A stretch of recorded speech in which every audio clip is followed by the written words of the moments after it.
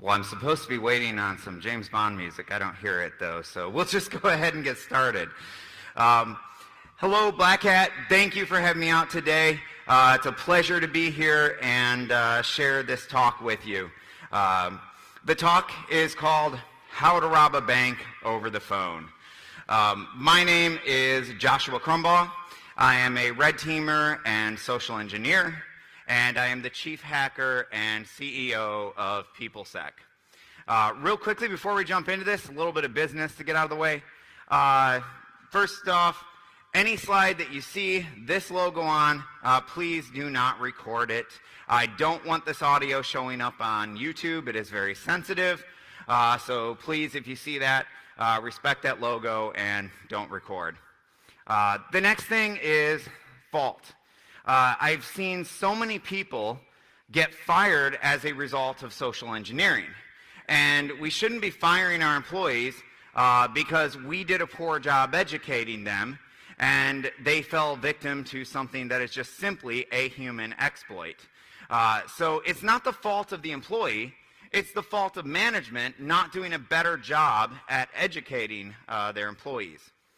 Next, the reason that I'm sharing this, and I know it's a bit taboo to share this type of audio, but I've worked for a number of red teams over the course of my career, and one thing that I've seen happen again and again is that often red teamers are a little bit intimidated of getting on the phone and doing social engineering.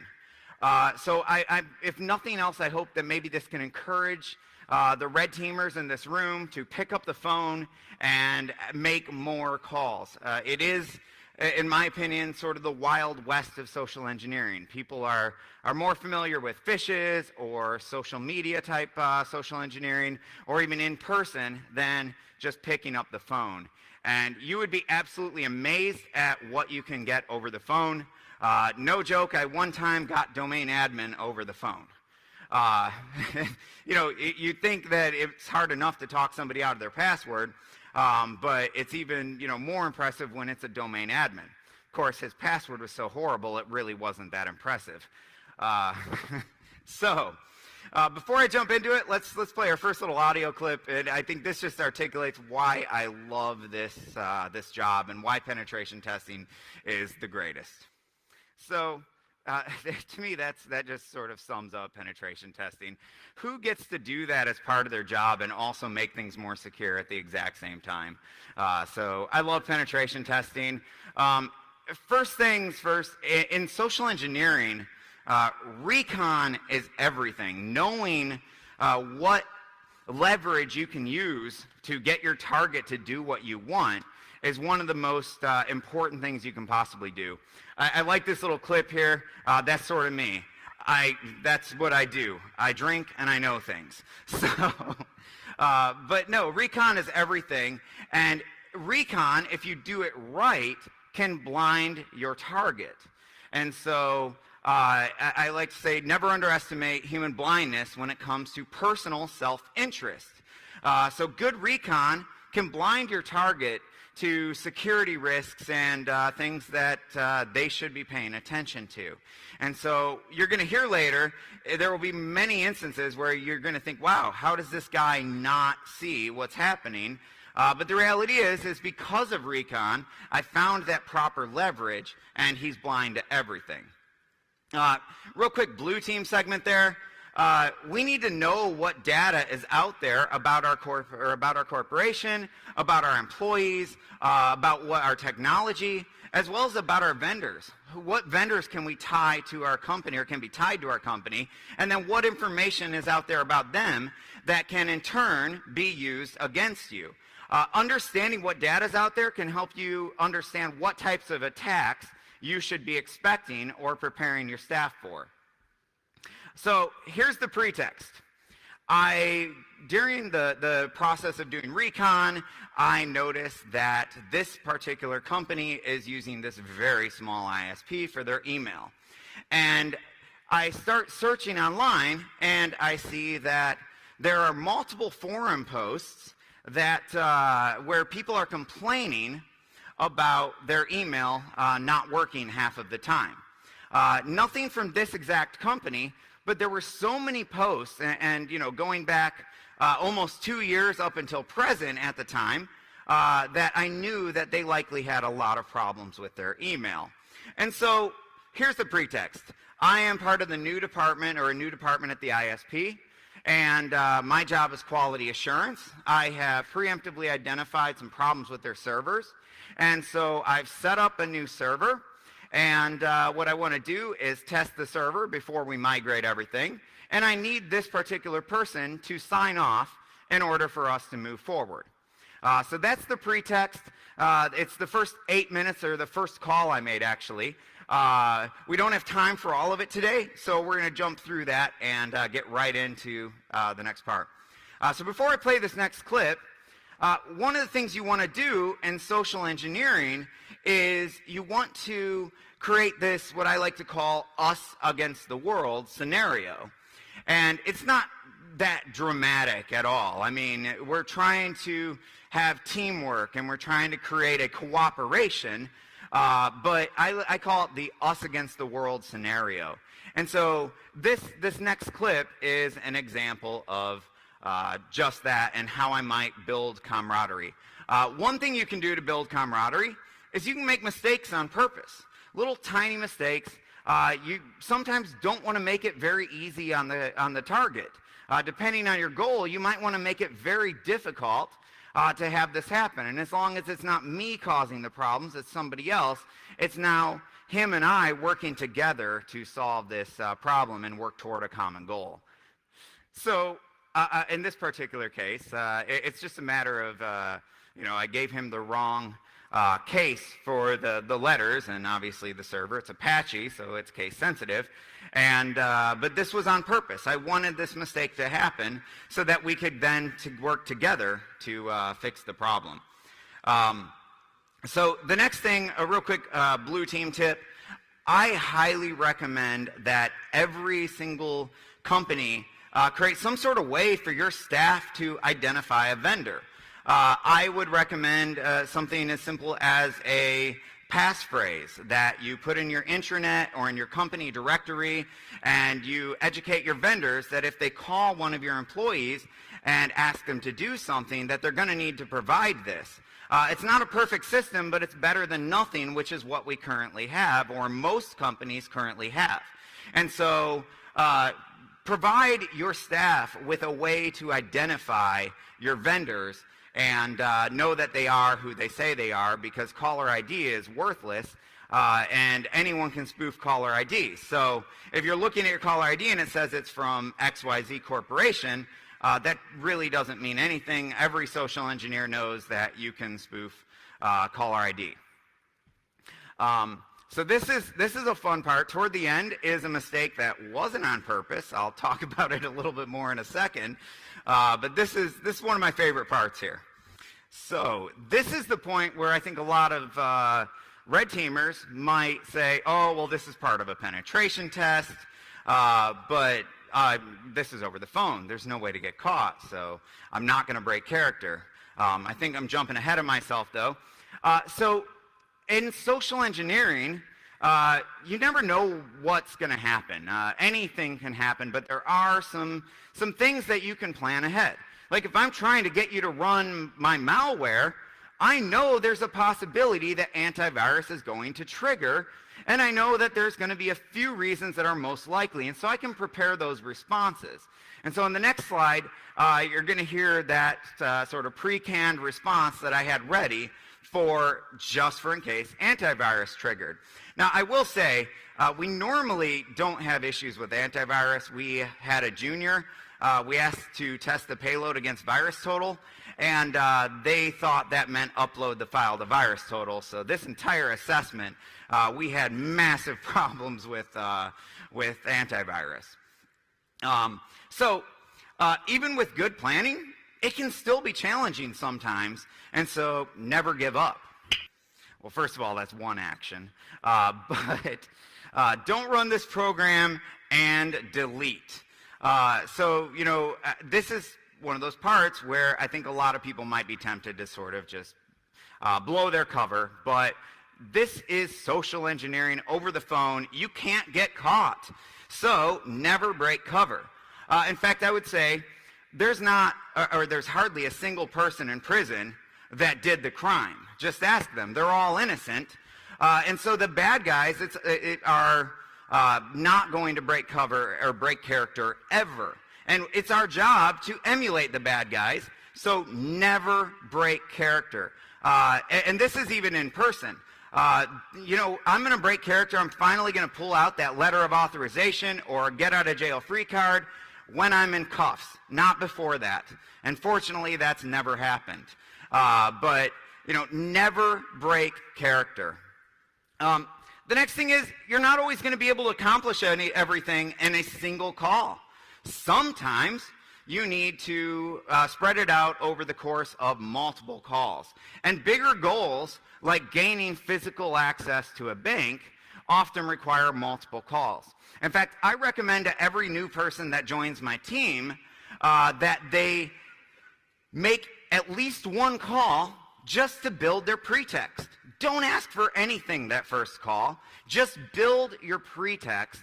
And then on your second or third call, start asking for things. So slow play this. Don't, pick up the phone and say, hey, can I have your password? It's never going to work. You have to build that camaraderie and work up to what you want. So if things aren't going as planned, take a break. Call them back. I mean, the reality is you don't have to accomplish it all in a single call. Most of the more sophisticated social engineering attacks are going to require multiple phone calls. I've had situations where I started developing a relationship with a target weeks before I actually asked them to do anything, and where we were up into 20 plus phone calls in order to get what I wanted. This particular one was only 4 calls, but it was 4 calls. So the next rule is always have somebody to point the finger at and blame everything on. I call it always have a scapegoat, or the my boss rule. So when I do things in social engineering, I don't do anything on behalf of me. It's all done on behalf of my boss. The boss doesn't even have to be real. And by the way, the meaner your boss is, the more compassion you're going to get from the target. So don't have a nice boss. Have a little bit of a rude boss if need be, because everyone at some point in their life has had a horrible boss.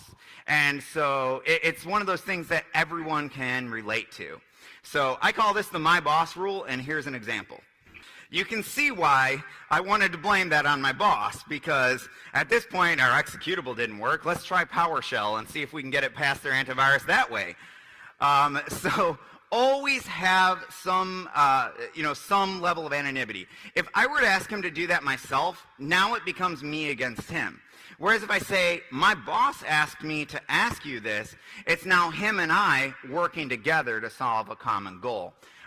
So in social engineering, try and blame everything on your boss, or really anybody. It doesn't have to be your boss, but blaming things on my boss is an easy way to sort of disarm them.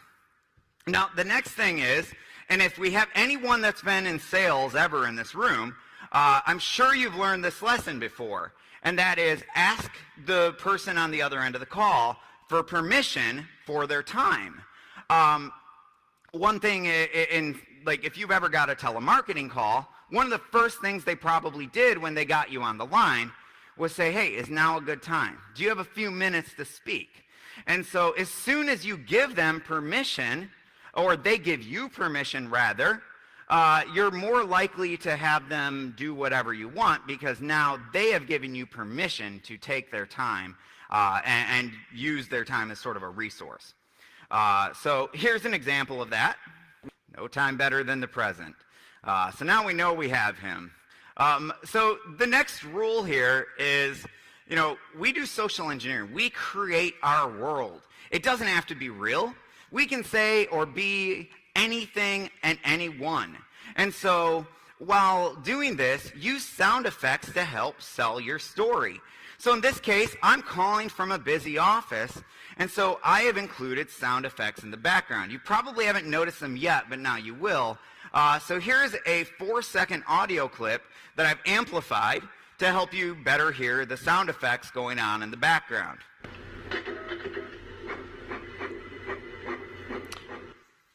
So these sound effects, they're very subliminal, but never underestimate the subconscious. It plays a huge role in somebody deciding whether or not they trust you and whether or not they're going to do what you ask them to do. So in social engineering, make sure to use sound effects to your advantage. So if you're calling and you're from an office, use office noises. If you're calling and you're a race car driver, use race car noises. I mean, whatever it happens to be, whatever your pretext, use sound effects in the background. They can make or break it. For example, on that exact same call, I have 2 dogs. If one of them had barked in the background, it probably would have ruined the call very quickly. So sound effects can make or break your call. The next thing is be bold in your responses. I don't care if what you're saying is accurate, inaccurate, right or wrong, completely fabricated, it doesn't matter. Be bold in your responses. You are better off making something up completely, just pulling it out of your butt, for lack of a better term, but you're better off making something up and saying it with passion and conviction and confidence than you are to say something that's 100% accurate and is maybe, said very timid. So be very confident, be very bold in what you do. The next thing is that most people don't understand technology. You can exploit this. The average person does not want to talk about technology because they're worried about feeling stupid. And so in order to avoid feeling stupid, they will yes you. They will let you do anything. One of the things I like to do, especially in-person social engineering, is talk about latency. It sounds like something, stupid and small, but even most tech guys don't understand.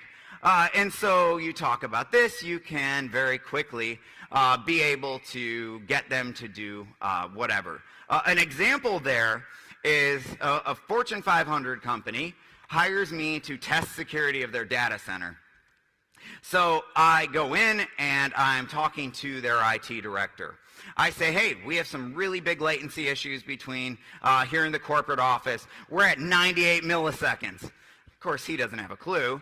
And so immediately he says, oh, okay, say no more, issues me a badge with full access to everything in the office. And so I spend the next 4 hours in their data center unaccompanied. And it's not easy to get into a Fortune 500 data center. And so use technology to your advantage. We all understand tech, and so we can talk about it, and most people will just say, say no more, I really don't want to hear it, because they don't want to feel stupid. And so you can use that to your advantage. This next part, read between the lines to better understand, do they understand technology, or maybe they don't have a clue. Save to what drive?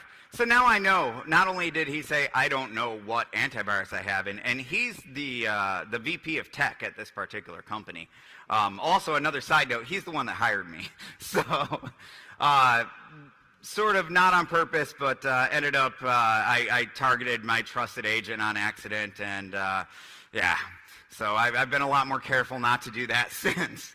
But he's the one that hired me. It's actually very funny because he was told, on Friday, we're going to make social engineering calls against your company. And on Monday, we're going to be doing in-person social engineering against your company. So it's that much more hilarious that all of this happened. So the next thing, I've already mentioned this, I'll just jump through, but listen for admissions of misunderstanding of tech. And just in general, read between the lines on everything they're saying. You'd be amazed at what you will learn and what you can use in your social engineering attack in the future. So here's the next clip. So, a lot of times in social engineering, you don't want to make it too easy. Real quick backstory here is this is afternoon on a Friday. I want to drag things out until we're at exactly 5 o'clock because it's going to be a lot easier to set up an appointment to come in on Monday at 5 o'clock. The next thing, provide constant feedback to your target. Now this next one has been edited down. There's a lot of silence, or radio silence on this, where I'm working and trying to figure things out. But I've sort of edited it down so you can hear that I am providing constant feedback, and I'm also being decently apologetic for taking their time. You can be bold and apologetic at the same time, but it's going to help you be more successful in your social engineering if you are apologetic about wasting their time. So provide constant feedback. Another thing is remind your target of your goals as you're going through these things. And you can even talk to yourself while on the call if there's any silence or silent times where you're working on something to sort of help emphasize your point. So I reminded him of my goals. We were supposed to do or test all this and come to you once it was ready. Things don't always go as planned. So the next thing is sometimes you can mention personal faults in order to get what you want. Your faults don't have to be real, but it shows it shows humility, I guess. And by showing that humility, you can get them to do whatever you want sometimes. And so it's a way to get them to do things. Also, anyone who has kids in this room knows that when they want something, they're not just going to ask for it one time. They're not going to accept no for an answer. They're going to bug you until you get fed up and either give them their way or, get a little upset about them with how much they bugged you. And so in social engineering, we need to be a little bit like children and ask for what we want again and again and again and again, as many times as we have to in order to get that. So be persistent and ask in different ways. So this next clip is a fun one. So I say I'm not good at giving instructions, just give me control. And he did it. So that's the next clip here. But before we jump into that, a couple things. People are inherently lazy. And we can play into this to get them to do what we want. And so what I said is, do you want to do whatever, or would you rather I do it? So I give him two options, A or B. Me doing it is obviously easier for him, and so by presenting it in that way, he's more likely to give me what I want and let me, do whatever. So the next thing, and I've said this before, but I have it in here twice because it's a very important rule. Do almost everything on behalf of somebody else. I see social engineers say, well, I'm going to pretend to be the CEO and call up. Okay, well, if you're the CEO, who are you going to blame things on? And the answer would be the board. I mean, there are definitely ways you can pretend to be that. But it's a lot easier to be a lowly employee to get somebody to do something than to call up and be the CEO. So don't always go after the most powerful roles. Those aren't always the most effective. Often the most effective is just an analyst or, a customer service agent or quality assurance like in this call. So next clip. So my boss is big into it though. So in the next call, now I'm going to start pre-texting what I want. What do I want? I want to go in on Monday and gain full access to the facilities. That's the goal here. So here's the next clip where I sort of start to premise or pretext this and get him to start thinking about that next step. So I start to build that up, and he's already giving me verbal indicators that he's okay with me coming in on Monday. So now I know if I play things right, I can get this appointment scheduled. Another thing is, while you're on the phone, try to smile the entire time. It's something that salespeople are taught, but it's equally as effective in social engineering. Smile. Because it's going to make you more friendly. When you're on the phone, laugh frequently because you're going to be more approachable. If your target laughs about anything, laugh with them always. It's going to help. As far as the Duchenne smile, It's a fake smile that looks very real. And my rule of thumb is if I can't feel it in my cheeks, I'm not doing it right. So we've all laughed so hard our cheeks started to hurt. You need that. You want that feeling when you're doing a Duchenne smile. And if your cheeks are hurting, you're doing it right. So here's the conclusion. The last little bit of audio here before we jump into some blue team tips. So now I have my appointment set. On Monday, I go in and I ask for this guy, and he goes around and introduces me to everyone at the office. This was one of the few times that I ended up compromising every machine in an office. Because in red teaming, that's not ideal. We don't need every machine. And so at least my teams, we would normally not do that. But if the target asks you to compromise every one of their machines, well, you better give the client what they want. So during this, I'm going around from office to office. They get so used to me after a couple of hours that everyone other than one teller goes upstairs because it's a birthday and they have cake. And so they're upstairs in the break room eating cake, laughing loud enough I can hear them downstairs, so I know they're still up there. And I look across the hallway and I notice the bank vault is open. And so I walk into it and there's money sitting right there. So I grab a stack of money, I take a selfie that later went into the report as a human vulnerability. So, you can do a lot. And in social engineering, it's not just about one thing. You can use the call to set up for the in-person. You can use phishing emails to set up for the in-person. And it's really when you combine all of these things that you can become more effective at social engineering. So blue teams, and I am running out of time here, but blue teams, social engineering is your absolute biggest risk. I argue all the time that if as an attacker, would not bother exploiting, let's say, SQL injection or really any remote code execution vulnerability on your perimeter unless you have fixed your people.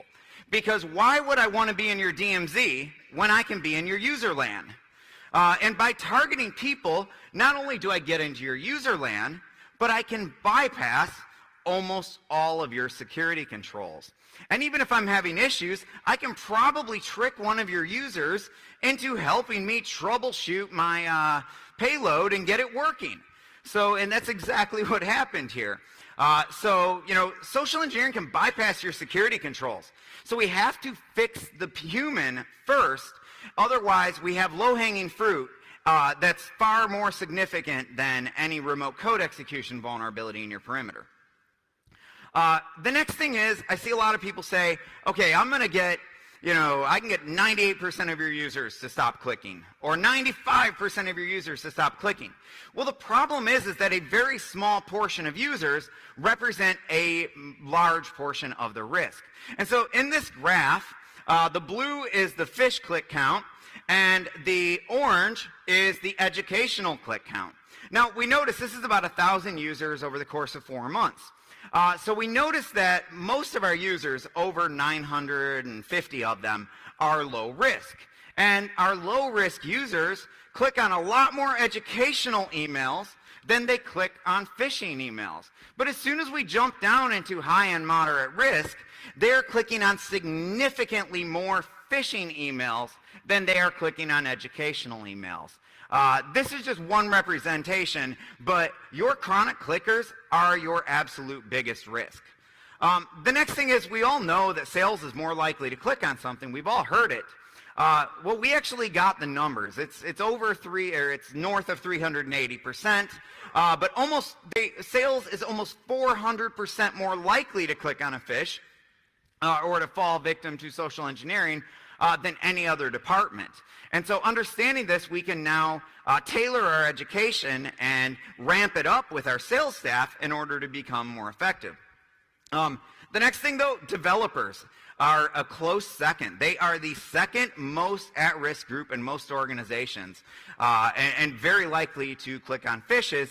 And so what happens is they have local admin. All developers have local admin, and so that's actually one of our biggest risks. And so developers need an enhanced amount of security awareness education. The next thing is people have a very, very short attention span. At the last study I saw, I think it was somewhere around 8 seconds. That's the average person's attention span. So we need to make our training abide by social media rules. 144 characters in 8 seconds.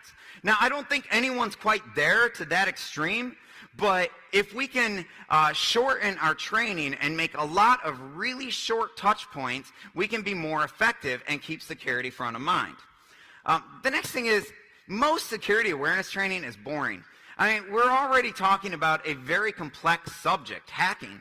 And so because of this, people are already non-receptive to it because they think that it's so complex they couldn't possibly understand it. And so then to compile it and make it, compound on the issue and make it worse, we provide them with very long, very lengthy, very boring training, and most of it is lost on deaf ears. So here's a quick example of a video, a training video, that is meant to be a little bit more entertaining to get the message across.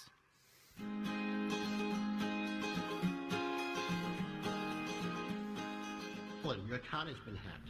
Somebody guessed your password. Well, how did they know? I picked something so random. Was it Dolphin? I've got to take this. Hello?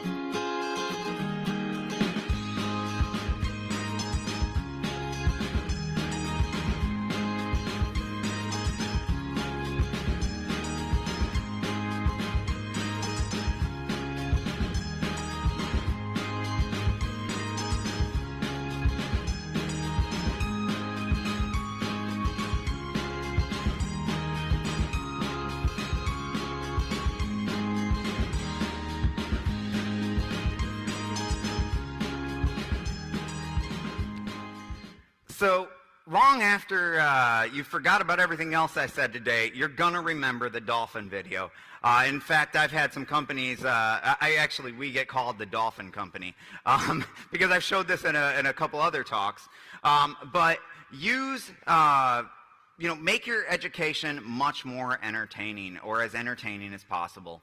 The next thing is, we need to use high-frequency education. What does that mean? That means we should not be educating our users once a year.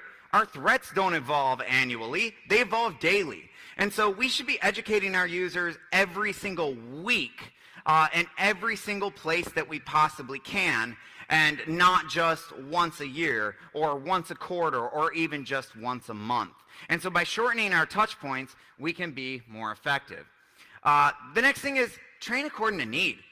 Most training is done one size fits all. Every single person in the company gets the exact same training as the next person. I'm sure everyone in this room has felt almost like the training is almost a little condescending because you don't need that level of training.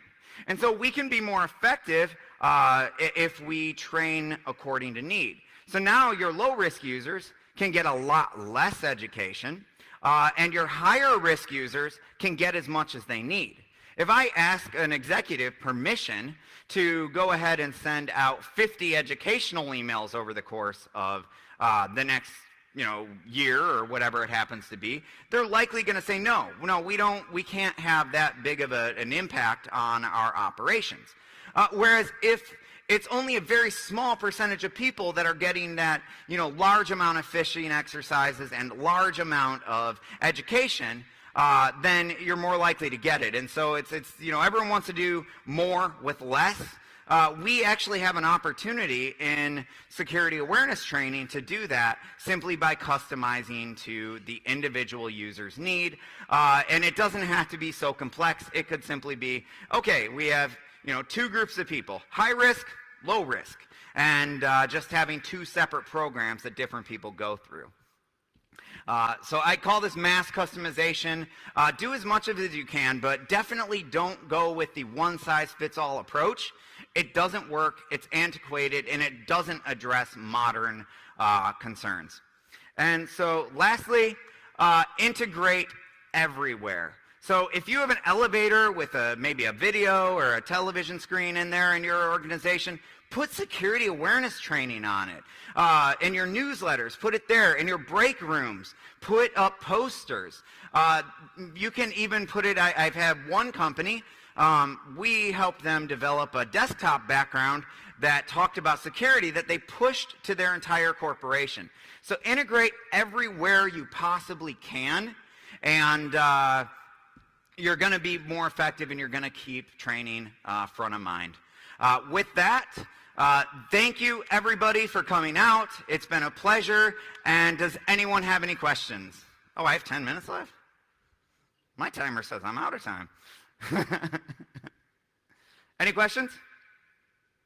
At all? I see one right back there.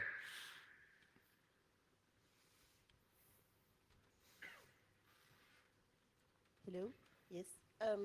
So just to confirm, the guy you had on the phone knew that there was going to be a phishing exercise, right? Or like a... Yes. Yeah.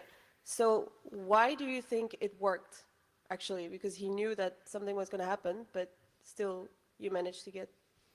It's because I found the leverage that would make him blind to everything around him. So with him, he was their person in charge of technology. Whether or not he understood it, every time that they had issues with their email, everyone went to him and complained. And so because this was such a pain point for him, by applying that leverage or by finding that thing that would appeal to him, I was able to get him to essentially become blind to everything around him. All about recon. Yes? Do you think it would be a good idea if, let's suppose we stalked on social media and he was attending an event somewhere and we call him as representatives and then we can actually present our idea to him? Do you think it's a good idea to actually study social media, or it will blow your cover? Oh, no, absolutely. Study social media. People give away all kinds of information on social media. So definitely look at social media. Even sometimes it can be effective to start initiating contact with the person through social media before you ever pick up the phone. Social media is a treasure trove for social engineers. So definitely incorporate social media into your attack plan. Hello. So you've Yes. talked a lot about what seems like a great success, but I wondered if you could talk a bit more about some of the failings you've had along the way in your career, or the things that you've learned a lot about in terms of these kind of projects. Is that okay? Yeah. So I had one time where I managed to get into the server room. And in this particular occasion, there wasn't a whole lot of social engineering involved because this was that assessment I referenced earlier where I got domain admin over the phone. So we had access to their systems. We just set ourselves up with appointments. And so I go in, I walk into their server room, I sit down at the terminal, and next thing you know, about, 5 minutes later, somebody comes in. And they say, "Who are you and why are you in our server room?" And I said, "Well, I have an appointment scheduled. Check with the front desk." And she was the only person, the receptionist was the only person that had it on their calendar because I didn't think I'd have any issues. So I tell him, I'm supposed to be here. I forget what the exact reasoning that I gave him was. Long story short, he leaves for about 5 minutes, comes back now with a group of people, and they proceed to say, "Well, we're sorry, we have no record that you're supposed to be here. We're going to have to escort you out of the facility." So at that point, my cover was almost blown. But again, unless you're in cuffs, don't ever give up. So I just went all in at this point. and I make a scene, and sort of Jersey Shore style. I get very loud. I start complaining about how my boss is going to kill me. I mentioned that it's my anniversary, which wasn't true, and I can't be late, and now I'm going to have to work late. And long story short, what I did was what I call a denial of thinking attack. And so I prevented everyone in there from thinking about what they were doing until they left. And most of this was a law firm that practiced cybersecurity. So they should know better than anyone that if you catch somebody in your server room, that you call the police or the FBI. And they had the FBI on speed dial. By making a big scene, and the hallways were just filled with people. Everyone came out to watch me get escorted out. But by making a scene, they didn't think about the fact that they needed to call the police or that they should have called the police until I was in the elevator on my way out and I was gone. I've had a lot of, I guess most of the failures, to get back to your question, are just temporary. In social engineering, you can call back and regroup. If, one of my favorite phishing things is if by chance our fish gets reported and we know it gets reported, then I follow it up with a fish telling everybody there's been a security incident. Please run this program to make sure you weren't infected. Failure is just the pretext for your next social engineering engagement. Any other questions? Yes.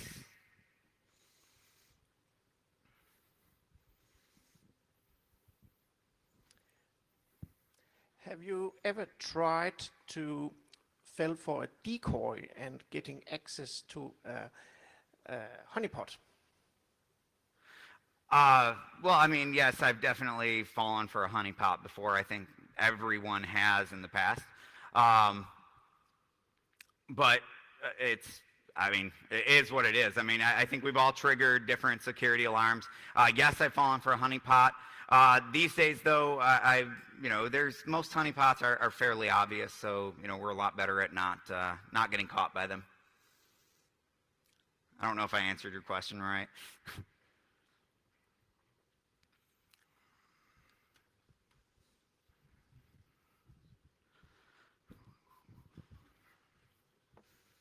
Hello. I just wanted to ask if you ever experienced some cultural difference in the engagement. So, let's say the social engineering that would work in the US did not work in Europe, or other way around. Do you have any example in this area? My clients have been really exclusively in the United States, so I couldn't say. What I will say is humans are humans. We're not, I get that there's there's cultural differences, but the vulnerabilities being exploited are universal across, any culture. How you go about exploiting them, though, definitely can make a difference in terms of, not accidentally offending somebody because you're unaware of the culture. But no, actually all of my social engineering engagements have been in the United States.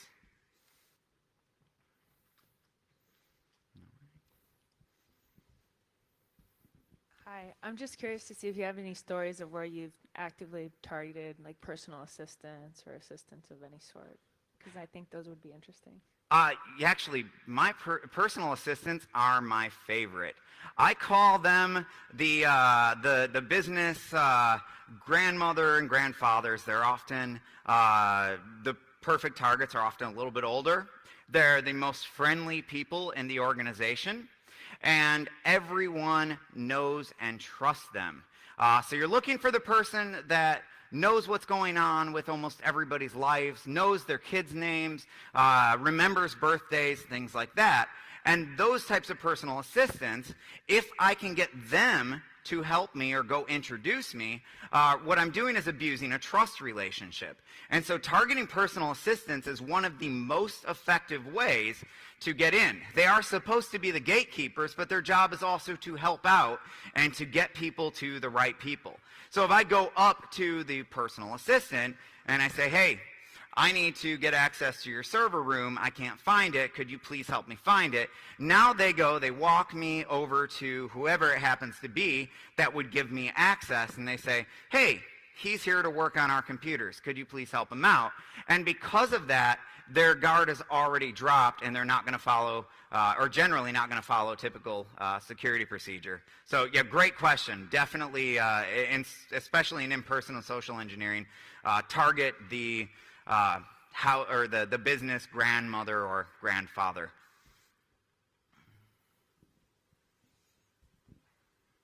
Just a quick question. So you said that the target basically on Friday, he kind of knew, right, that there will be Yes. a call. So my question is, would it make sense to make some decoy calls also, where it's very easy to spot that, you know, you are trying to actually ask for a password or something easy to spot with someone else? Not you, make a call that is easy to spot, basically. I'm sorry, I'm not following. So on Friday, you could also, like an hour before your call, make another call that Yeah. was very easy to spot, like a different person asking for a password immediately, or something that would fail, so that the target could feel like, oh yeah, okay, it was done. So That definitely could work. I see the logic. One thing I will say, though, is anytime somebody gets caught, guards are up. And so if I had done something like that or had somebody else, it's just as likely that now everybody in the office hears that, oh, the penetration test is happening, and they, you know, just did their first call. And so now everybody's guards are going to be up too. So while it might lower the guard, it could, you know, just as easily raise their guards and raise their suspicions.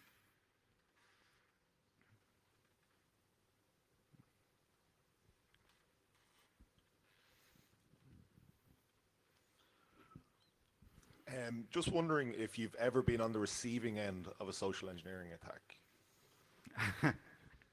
I get these types of phone calls every day. I think I got a call yesterday that said that the IRS had a warrant out for my arrest, and that I needed to deal with it and pay my taxes. My taxes are paid up. But yeah, I absolutely have been. And to add to that, I've heard social engineers say before, you can't social engineer a social engineer. That is so untrue. Anyone can be social engineered. These are human weaknesses, and it doesn't matter how much you're aware of it. If somebody finds the right leverage for me, I promise I'll fall for the social engineering just like all of you will. It's all about finding the right leverage. Yes, that is why sales are the easiest target. Yes? What's your favorite con man movie? Favorite con man movie? I don't know. I do love Catch Me If You Can. That's a great one. Yeah, we'll go with that. All right. Well, thank you, everybody. It's been a pleasure.